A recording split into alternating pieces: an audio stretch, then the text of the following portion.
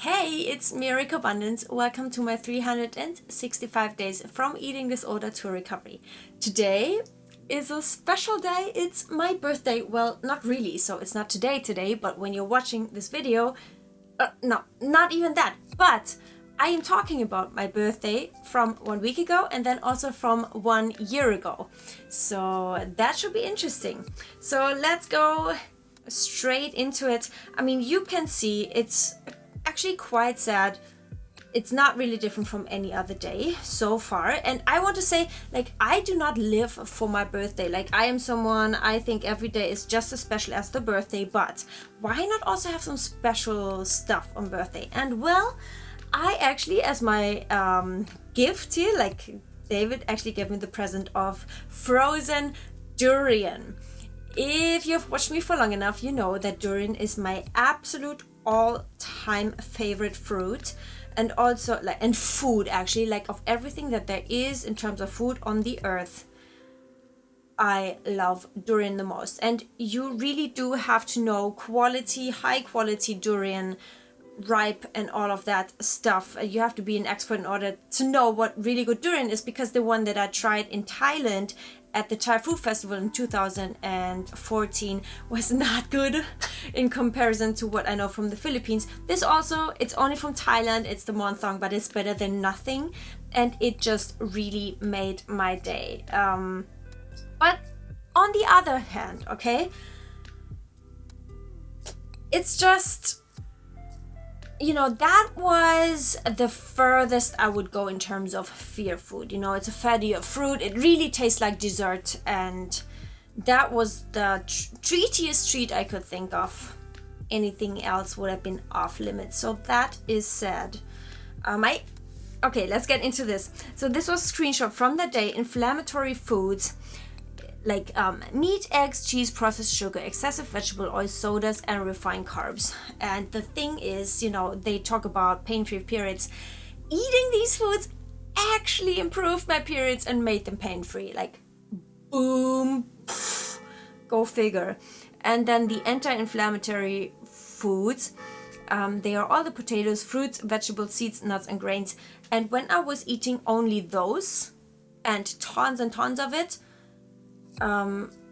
my period was anything but pain-free. That's just something, like, whatever that means, but that was what I experienced, which is just interesting. Let's put it that way.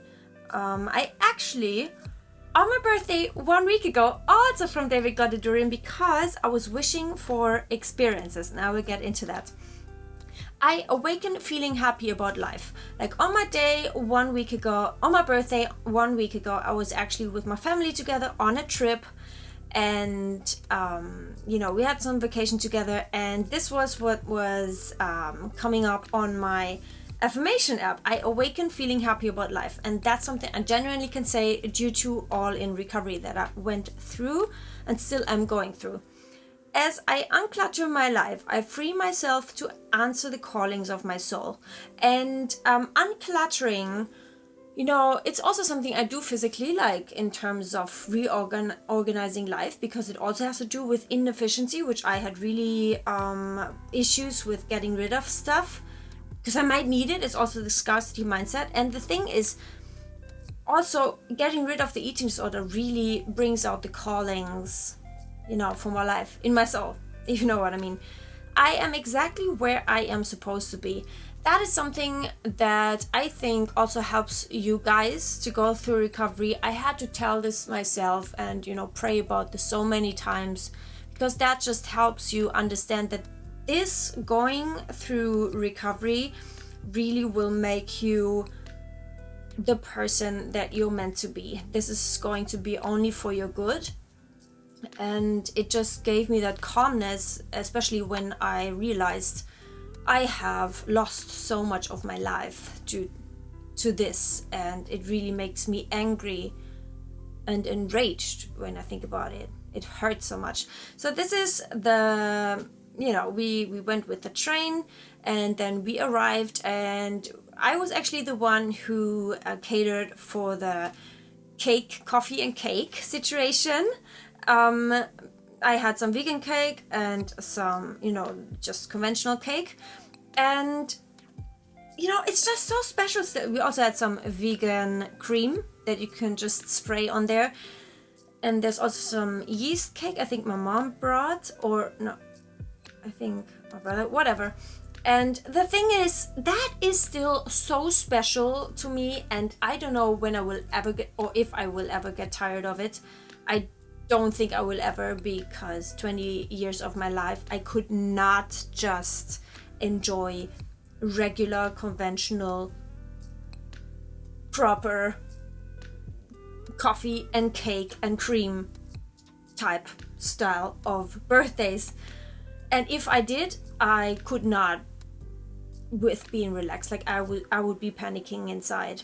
And we also had dinner together there, and that's so special about me. We will see that tomorrow and in the day after tomorrow. Being on this vacation trip with my family, that is also one of the most special things for myself today, like nowadays, at this point of recovery, that I can just join in with whatever everyone is doing and having. I do not make my own special thing, and it's just so freeing, and I literally tear up saying that and feeling that and experiencing that, and just, it is so worth it, guys. Wow. Just being so there in your thoughts with everything and everyone, and food not even being, it's not something you're afraid of at all, and it's just joy and being together and enjoyment. Okay, so I got a question from Incomparable Grace, wonderful name.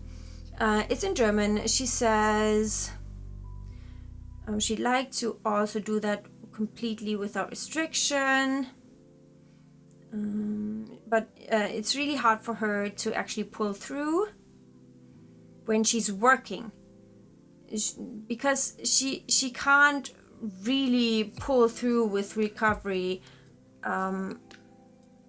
as if she was on vacation.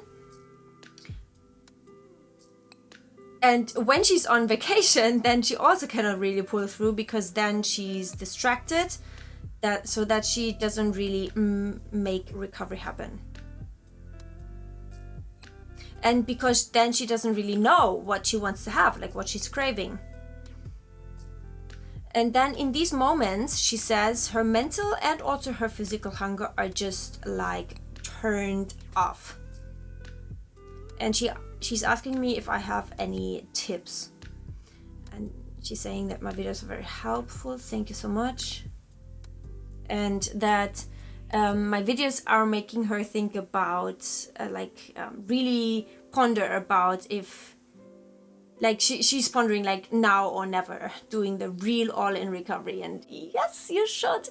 I mean, if you're someone on the verge, on the edge of jumping into it and stopping the Quasi Recovery, this is 100% exactly what I make my videos for, daily.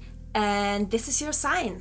If you're waiting for the sign, the perfect day will never come. Let me tell you, it never came in these 20 years that I was suffering from the eating disorder and also Quasi Recovery, and you just have to make it happen now, right? Like at any time of day in the moment, and anytime you might neglect going further, you just have to reset yourself. Okay, it's starting now, again and again and again, and make it happen. And so I'm so glad that my videos have this effect on people. And so her question is, the mental hunger and her physical hunger are turned off even when the circumstances seem more appropriate and more easy in order for her to actually pull through with recovery. And so I can relate to this. It has a very simple explanation, and it will maybe blow your mind if you understand that, because it did blow my mind. And so in the book of Tabitha Farah, it actually talks about it and made me understand that, you are afraid of food for a reason, and it is because your brain is wired in the way that it is afraid of food, and and that's because it perceives it as a threat, as a danger for survival. And that's why you are panicking around food and all of that stuff. And so you can think and fantasize about all of the foods you're gonna eat once you're starting recovery, and once you're, in that case of incomparable grace, it's okay, once I'm in vacation, I'm going to do this and that, and I'm just gonna enjoy it, and then I have no fears anymore. That's not how it works, because in your brain, food is a threat, and all of those fear foods are a threat. And once, and it happened to me so many times, and it's like it never disappointed in showing up. The fact that once that moment comes, that you deemed as more easy to actually follow through with your actions and actually eating that thing, it's just poof, it's just gone. It's disappeared. Like, it's just evaporated, basically. That's how it felt for me. Once you get into the kitchen, like for example, it could be when you come from work even, and then you fantasize about, well, I could just make it happen and make a pizza in the oven. But then in the moment that you walk into the kitchen, it's just like gone. I don't even have the craving, neither mental nor physical. And it's like, poof, it's not happening.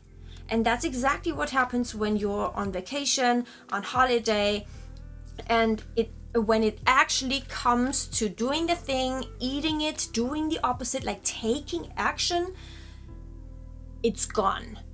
And the reason why that happens is because to your brain, eating and food is a threat.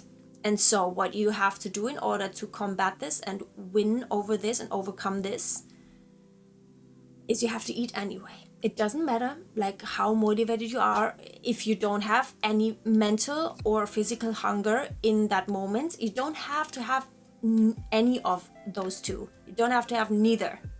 Okay?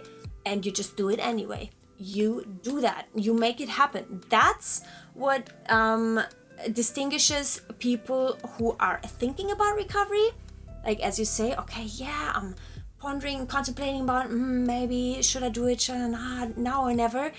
That's the difference between that type of person and the person that is making it freaking happen. And I know it sounds too simple. It hurts. It hurt for me, but that's the truth. So let me know if you want me to go into more detail about that. I would be happy to do so. Ask me any specific questions. Don't forget to smash the like button. And don't forget that we have our live stream on Monday. I will make a community post, and so you guys will know what time. And I'm really hoping that you guys are going to join, so you can have your questions answered instantly. Okay, I will see you tomorrow. Bye.